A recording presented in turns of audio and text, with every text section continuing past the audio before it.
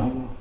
Tapi begitu sial dan begitu sedih dan pedihnya pada saat itu, begitu menyesalnya pada saat itu, tatkala ruh akan keluar daripada jasad kita, dan pada saat itu mungkin kita sudah sakaratul maut dan tidak bisa berkata apa-apa. Ruh akan menyaksikan, ruh akan hidup selalu bergentayangan, jasad mungkin terkucur rapuh dan tidak bisa bergerak sedikit pun.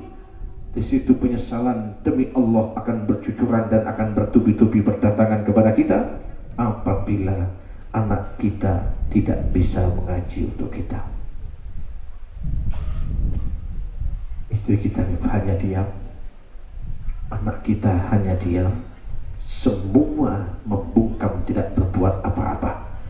Yang lebih parah lagi, yang memandikan kita anaknya tidak ikut andil. Anaknya nggak tahu memandikan ayahnya. Tatkala orang lain, Pak Lebay, Pak Guru, Pak Ustadz akan mensolatinya, anaknya di kamar gak bisa untuk mensolatinya karena dia tidak tahu rukun sholat jenazah, tidak tahu tata krama ataupun tata tertib sholat jenazah.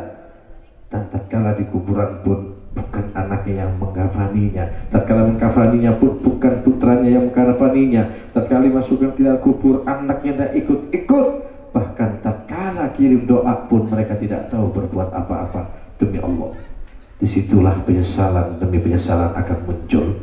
Sesalkan apa yang kita harus sesalkan? Tentunya kenapa dulu anakku tidak aku didik dengan didikan agama. Kenapa dulu aku hanya sibuk memikirkan dunia? Kenapa dulu aku hanya memikirkan perutnya anak-anakku, makanan yang masuk ke dalam perutnya, kekayaan yang aku pikirkan, kendaraan yang aku pikirkan, kemegahan yang aku pikirkan, dunia. Sementara aku tidak pernah memikirkan agama, dan semua itu akan datang kepada kita. Pilihannya salah satu di antara dua. Kau ingin bahagia dan bangga, kau wafat dalam keadaan husnul khatimah yang mengurusi jenazahmu, putra-putramu, atau sebaliknya, na'udzubillah tsumma na'udzubillah, anak-anakmu tidak bisa ikut andil dalam pemakaman dan pengafalan yang mereka lakukan untukmu. Hadirin, ini yang harus kita pikirkan.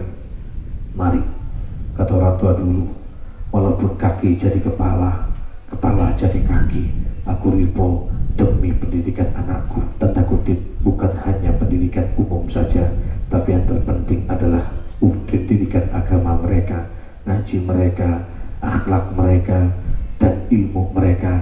Itu yang kita perhatikan. Silahkan masukkan anak-anakmu, tunjukkan, tanya kepada mereka, apa cita-citamu, kau jadi apa di masa depanmu, dukung mereka. Mau jadi TNI, bagus. Mau jadi polisi, bagus. Mau jadi pejabat, bagus. Mau jadi pengusaha, bagus. Mau jadi petani, bagus. Mau jadi Pak Ustadz, bagus. Mau jadi da'i Allah, bagus. Yang penting ada labelnya yang baik, yang soleh, yang taat, yang takut pada Allah dan taat pada agama. Semua itu tidak mungkin bisa kita raih kecuali dari kecil kita tidak didik mereka.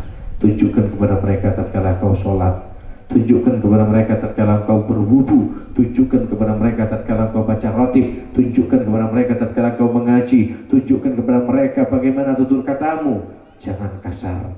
Dan tatkala kau minumlah dengan tangan kanan, tunjukkan kepada anakmu. Ini didikan yang akan melekat di benak dan di otak mereka. Tatkala kau mengaji, saringkan suaramu, bukan kau riak minta dipuji. Toh istrimu satu rumah denganmu, toh anak-anakmu satu rumah denganmu, tapi tujuannya bukan hanya kita menyuruh mereka, tapi memberikan uswatun hasanah, didikan yang baik, suri tauladan yang baik. Anak tidak akan jauh daripada sifat bapak dan ibunya. Pepatah Melayu mengatakan, buah tidak akan jatuh jauh daripada pohonnya.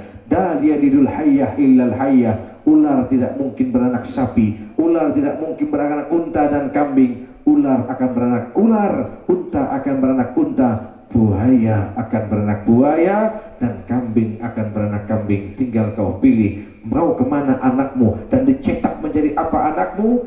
Kau adalah cerminnya, kau adalah cetakannya, kau adalah pembimbingnya. Mari kita kompak sama anak, adalah pasti ikut ayah dan ibunya. Ibunya solehah, anak bapaknya soleh, yakinlah akan bermunculan anak-anak yang soleh dan solehah, terutama ibu. Karena setiap anak 70% mengikuti gaya dan sifat ibunya, hanya 30% saja yang mengikuti bapaknya. Sehingga tatkala kita mendapatkan putra kiai kok jahat, putra habib kok tidak benar, putra ulama kok tidak benar, terkadang istrinya yang tidak baik. Mohon maaf, ada juga anaknya petani, namun Masya Allah anaknya menjadi ustadz, bapaknya petani, anaknya menjadi ustadz, bapaknya pejabat, anaknya menjadi soleh, bapaknya pengusaha, anaknya menjadi kiai besar. Tidak lain tidak bukan karena istri atau ibu daripada anak ini adalah solehah. Ini paling penting.